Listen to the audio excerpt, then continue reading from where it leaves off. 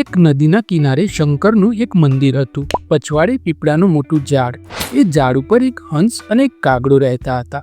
કાગડો આ હંસની ખૂબ ઈર્ષા કરે. એને હંસ દીઠે ન ગમે.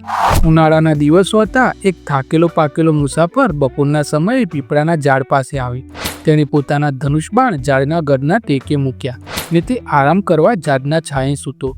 થોડી વારમાં તે ઘસઘસાટ ઊંઘી ગયો. થોડા સમય પછી એના મોં પરથી ઝાડનો છાંયો જતો રહ્યો ને તેના મોં પર તડકો આવ્યો. ઝાડ ઉપર બેઠેલા હંસને મુસાફરની દયા આવી. મુસાફરના મોં પર તડકો ન આવે તે માટે પોતાની પાંખો પસાર કરી છાવો કર્યો. કાગડાએ આ જોયું. કાગડાને હંસની આવી ભલાઈ બિલકુલ પસંદ ન આવી. તેણે હંસને ફસાવી દેવાનો પેંતરો રચ્યો. કાગડો ઉડતો ઉડતો આવ્યો અને મુસાફર પર ચરકીને નાસી ગયો. કાગડાની ચરક મુસાફરના મોં પર પડવાથી તે જાગી ગયો. જાગીને તેણે ઉપર હંસને બેઠેલો જોયો.